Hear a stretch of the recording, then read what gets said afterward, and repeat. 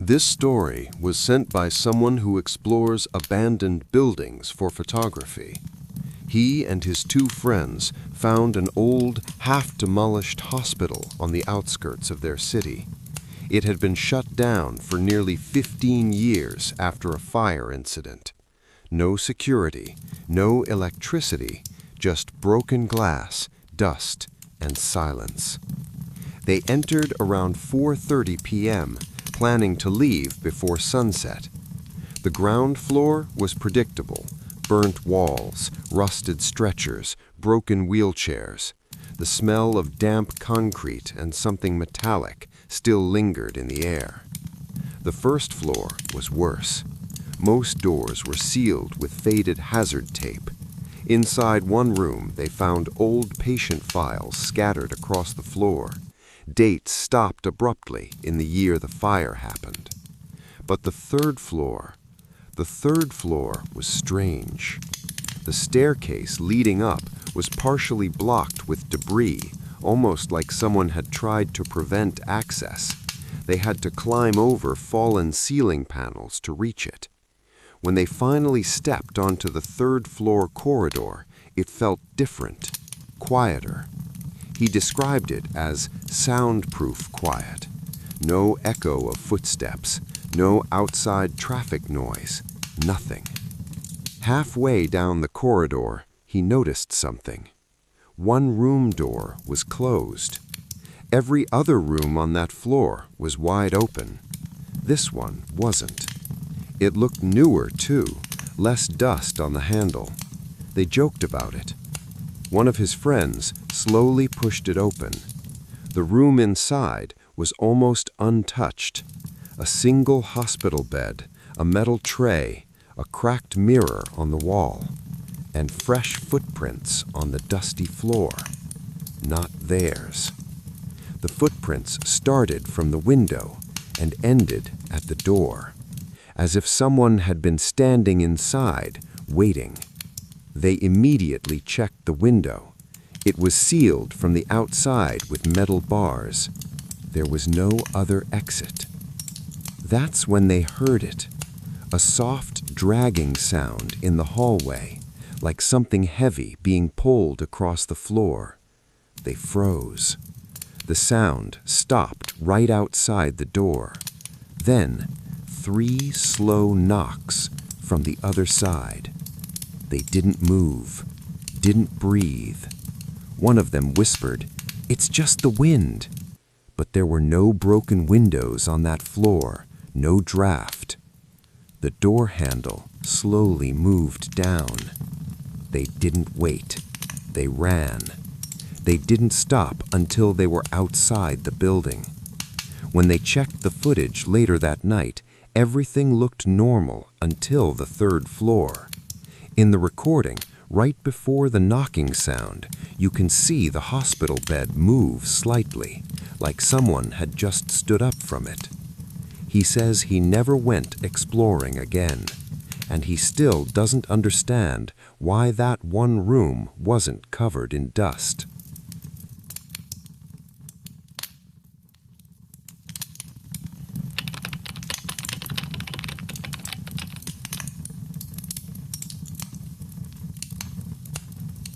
At the end of their street, there was an old, abandoned house. It wasn't dramatic looking, no broken windows, no burnt walls, just empty. The previous owners had left almost 8 years ago. No one really knew why. Some people said financial issues, some said family dispute, some said something worse. The house had a small balcony on the first floor, and every night around 10 p.m., the balcony light would turn on. The problem? There was no electricity connection. At least, that's what everyone believed. For years, no one checked, until one summer evening, he and his cousin decided to go inside. It was around 5:30 p.m., bright enough outside. They thought if anything felt weird, they'd just leave. The front gate creaked loudly when they pushed it open. The air inside the compound felt still. Not quiet, still. like the air wasn't moving. The main door wasn't locked. It opened easily. Inside, everything was covered in dust. Sofa, dining table, a calendar on the wall still showing August 2018. But something was wrong. The dust on the floor near the staircase was disturbed, like someone had walked there recently. They looked at each other. Neither of them said it out loud. They told themselves maybe animals had gotten in. They checked the kitchen. Empty. Cabinets open. One glass placed upside down on the counter. Clean, not dusty like everything else. That's when they heard it. A faint sound from upstairs, like a chair scraping lightly across the floor. They froze. The sound stopped. Complete silence again. His cousin whispered, maybe wood expanding. But there was no wind, no temperature change, and the sound had been deliberate, slow, controlled. They decided to check upstairs quickly and leave. Each step on the staircase echoed louder than it should have. Halfway up, they felt colder. The air upstairs was noticeably colder. At the top, there were 3 rooms, 2 doors open, 1 closed. They checked the first open room, empty bedroom, dust everywhere. Second room, children's room, old toys on the floor. But the toys weren't dusty. They looked recently moved. One teddy bear was sitting upright on the bed, facing the door. They didn't touch it. They moved toward the last door, the closed one. As they stood in front of it, they heard breathing from inside, soft, slow, not loud, but clear. They didn't move. The breathing continued.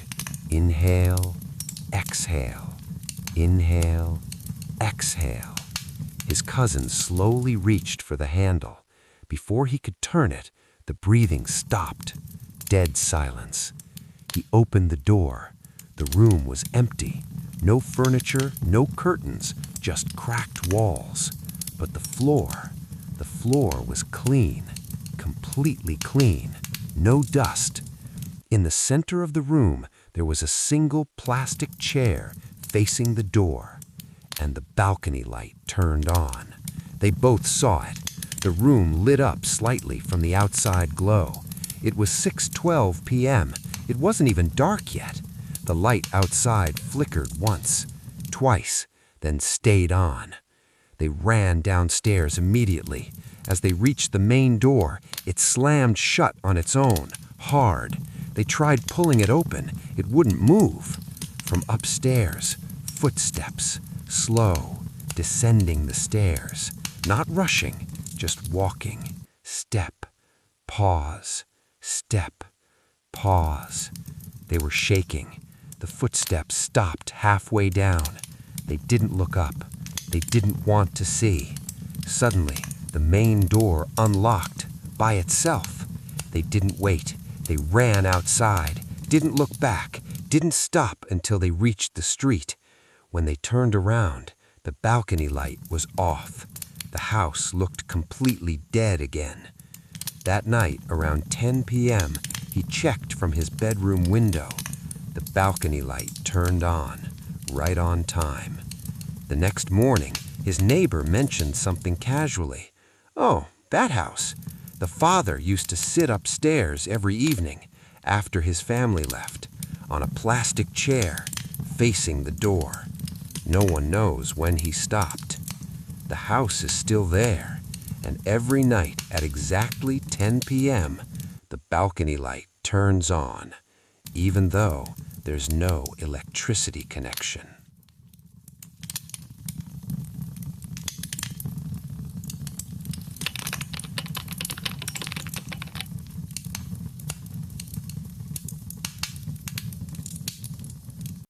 This was sent by a group of college students who snuck into an abandoned amusement park for content. The park had been shut down after a mechanical accident on one of the rides. It had been untouched for over a decade. Rust covered everything.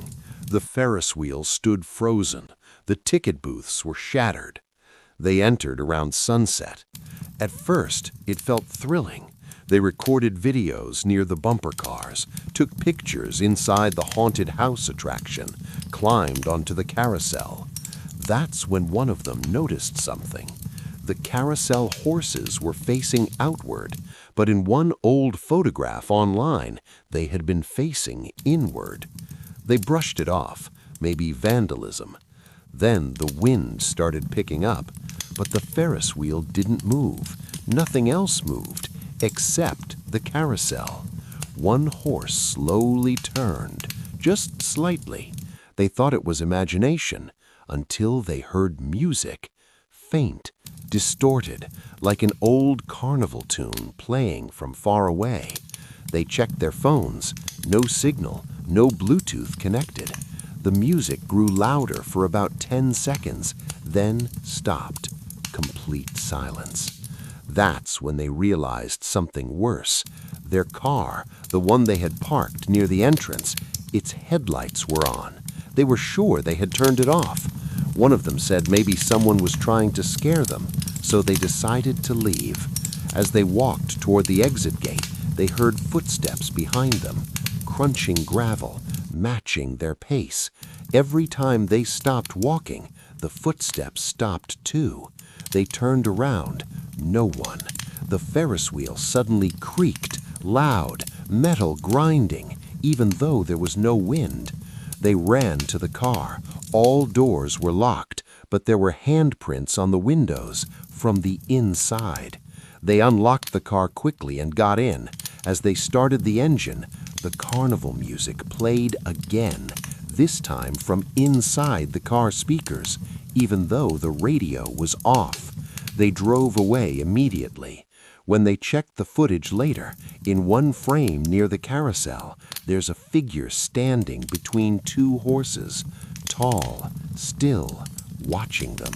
They don't remember seeing anyone there. The park was demolished 6 months later, but one of them swears, sometimes late at night, he still hears faint carnival music, even when his phone is off.